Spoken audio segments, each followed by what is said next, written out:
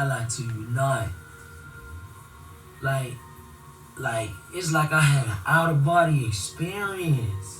New footage from outside the club appears to show King Von throwing punches at Quando Rondo's crew. Sources claim Quando's team was just defending themselves. Word is, Quando didn't know what was going down and thought his life was on the line. In the middle of all the chaos, shots rang out from both sides. The cops said they were all involved in the shooting, but it ain't clear who pulled the trigger that took King Von's life. The Atlanta Journal-Constitution reported that on November 7th, Leaks was charged with killing King Von. This whole tragic mess went down during a brawl between two groups of folks, and it cost 2 lives. Now, here's the twist. Internet detectives used surveillance footage to finger Leaks as the shooter, even before the police put his name out officially. Right after the incident, they nabbed Lil Tim and slapped him with a felony murder charge, believing he was the one who did the deed and took King Von out. Lil Tim did some time in an Atlanta jail but got out in March 2021, throwing down $100,000 for bail. And when Lil Tim got arrested for King Von's murder, they closed the case. Quando Rondo and his Crip Gang buddies even threw a celebration on social media, with Quando himself calling Lil Tim his god. Even though Quando claimed not to be involved in King Von's murder directly, it looked as if he did too much with his reactions to the incident on social media. Quando Rondo's life after the shooting.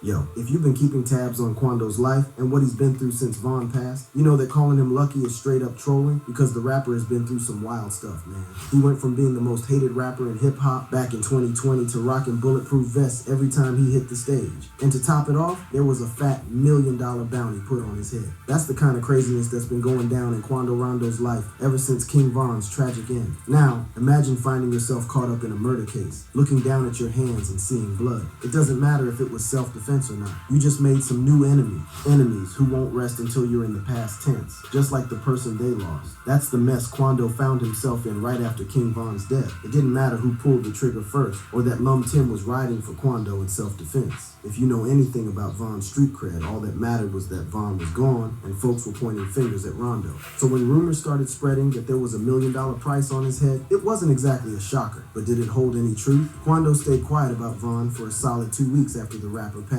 Some folks thought it was Quando being respectful of the dead, but they didn't really know Quando's deal. After 2 weeks, Quando dropped a track called End of Story on November 20th, and he wasn't holding back. In that song, he broke his silence and laid it out like this. Sometimes, the best response is none at all. You probably would have left your homie hanging. That ain't 100, man. But then he dropped End of Story, and he wasn't holding back. He rapped, blood on your brother on the ground. Gon' pick your mans up, / damn right we screaming self-defense. He shouldn't have never put his hands on me, / look at the footage. That's all the evidence. See them that shouldn't have ran up on me. And he didn't stop there. He went after the fans too, saying, see, nowadays it's like the fans doing the police job. Y'all talk that gangster but cry when it get knocked. You supposed to walk it how you talk it, but I still ain't got my point across. Can't blame the guy though. Right after Von's death, fans came at him like a mob, thirsty for revenge. But it wasn't just fans. After the rumor that someone slapped $1 million bounty on his head, Quando was like, $1 million on my head? That's all you got?